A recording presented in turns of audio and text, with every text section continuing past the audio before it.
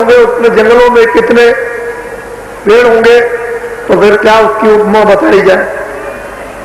इस सूरत के लिए सब कुछ मालिक ने पहले से ही, आना तो नहीं चाहती थी, लेकिन मालिक को, सतपुरुष को ये उनकी मौज और इच्छा थी कि इस गंदगी को नीचे जाके छोड़ दें, और सुरतों को ये आदेश दे दिया कि गंदगी छोड़ दो और फिर तुम चली आना। उसका सिलसिला, उसका वसीला, एक आधार उन्होंने दे दिया कि मैं देखो तुम्हारे साथ ही इनको भेजे देता हूं, और पहचान उस समय पर करा दी कि देखो ये संतों को भेजता हूं, तुम इनके वसीले से इनके साथ भूलना नहीं, तुम मृतलोक में वहां तुम फंसना नहीं, इनके साथ चले जाना।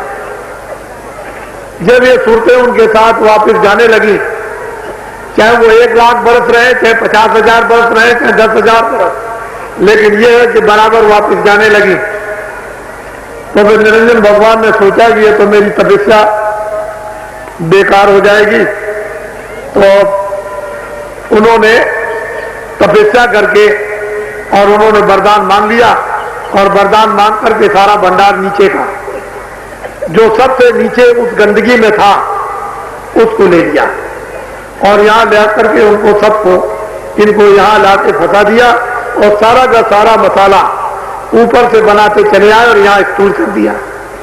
वहां कारण किया, फिर उन्होंने सूक्ष्म किया, फिर उन्होंने लिंग किया, यहां स्टूल कर दिया, और स्टूल में डालकर चेतन को फंसा दिया, और इतने दृश्य दिखा दिए कि जरा जरा सी चीजों में धीरे धीरे करके आप लुभाने लगे, और धीरे धीरे झिल्ली पड़ने लगी, आंख के सामने धुंधला पानाने लगा, और आते आते फौरन आपकी दिमाग और ज्ञान चक्षु से नेत्र बंद कर दिया।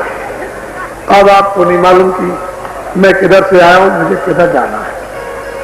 अब बिना ये संतों के भेद, बिना संतों की मदद के, बिना संतों की दया के, बिना संतों की शक्ति के, बिना संतों के सहारे, बिना संतों के ज्ञान के, बिना संतों के साथ किए हुए अब आप नहीं जा सकते। यहीं पर ये घर आपका नहीं है, ये प्रदेश है। चाहे आप अमीर बनो, चाहे आप गरीब बनो, चाहे आप राजा बन जाओ, चाहे आप चक्रवर्ती बन जाओ, ये प्रदेश है, यहां आप रह नहीं सकते। तुम कहोगे मेरा है, तुम्हारा नहीं है, ये भूल है। और वो जब तुम्हारा घर नहीं है, तुम रह कैसे सकते? एक क्षणों में फिर बिगाड़ देता है और तुमको लेकर के चला जाता है। फिर क्या तुम्हारे साथ करेगा, तुमको क्या मालूम? लोग देखते रह जाएंगे, उनको क्या मालूम, न तुमको मालूम न उनको मालूम कि हमारे साथ क्या होगा और इसके साथ में क्या हो रहा। तो इसलिए बड़ा सीधा सुगम सच्चा मनुष्य रूपी मंदिर में वापस जाने का रास्ता, जिस रास्ते से आए, जिस शब्द से आए, जिस आवाज से आए और जिस नाम से आए, वो दोनों आंखों के ऊपर बराबर निरंतर शब्द आ रहा है। तुम अपनी सूरत को उसके साथ में जोड़ दो तो इस सूरत में जागृति आ जाए, इसके तमाम यानी पर्दे गंदगी के झड़ जाएं, बिल्कुल इस तरह से धुआं बनकर या राख बनकर ये गिर जाए, और सूरत निर्मल शुद्ध विशुद्ध हो जाए और प्रकाश में खड़ी हो जाए।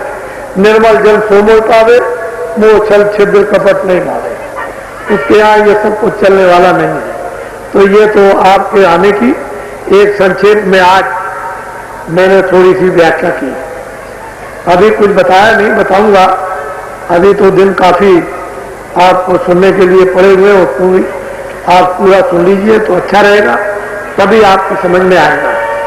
मुख्य है कि वक्त और समय है, एक ऐसा वक्त और समय आएगा लोगों के मन इस संसार से उदास हो जाएंगे, इस संसार से घृणा करेंगे, इस संसार से जलन होगी, संसार को देख के बेकली होगी। एक वक्त और समय आएगा भाव, जो अभाव अभाव में बदल जाए, जो श्रद्धा है श्रद्धा में बदल जाएगी, जो अपमान है मान में बदल जाएगा, जो अज्ञान है ज्ञान में बदल जाए। एक तड़प पैदा होगी उस मालिक के दर्शन और दीदार के लिए। वो वक्त है जब ऋषियों मुनियों संतों ने, अनुभवी पुरुषों ने कह दिया है कि संवत 2000 के ऊपर ऐसा जोग पड़े, पूर्व पश्चिम उत्तर दक्षिण 34 काल पड़े, अकाल मृत्यु होगी जगमाही, कर्जा बहुत मरे, सोवरण फल पृथ्वी फूले, सुखी दशा फिरे, अरे मन धीरज क्यों न धरे। काल जाल से सोई बचेगा जो गुरु का ध्यान धरे। वक्त और समय आएगा, वो तो आपको ये संकेत है, धीरे धीरे धीरे धीरे एक थोड़े से इशारे में दिखाई चिंगारियां देने लगी। अब वो सब जगह चिंगारियों की छिटकारी जरा जरा सी जुगनू की तरह से झलकने लगी। और धीरे धीरे धीरे धीरे अब देखो, आप देखेंगे तो आपकी समझ में आएगा कि महात्माओं ने अपने वक्तों में समय में कितना परिश्रम, अथक परिश्रम जीवों के लिए, मनुष्यों के लिए कैसी कैसी उन्होंने क्रूर सेवाएं की गंदी, और जीवों को किस किस तरह से उठाया, किस तरह से जगाया, किस तरह से धोया और कैसे मालिक के पास इनको पहुंचा दिया। ये तो जब वक्त और समय आएगा तभी आपको परिचय मिलेगा। आप जो कुछ भी जिस भाव और श्रद्धा से आए कि बाबा जी के पास पहुंचकर हमारा काम बनेगा, जो भी काम आपका हो, ये तकलीफ वो तकलीफ, ये बीमारी वो बीमारी, ये गरीबी वो अमीरी, ये उलझन और ये हर प्रकार की पारिवारिक, सामाजिक या देश की, उसमें मदद तो आपको मिलेगी, सहारा तो आपको निश्चित मिलेगा।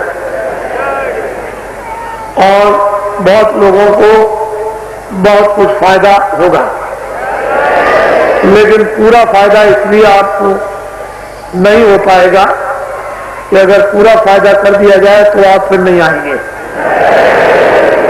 फिर आएंगे नहीं आए तो आपका लोग भी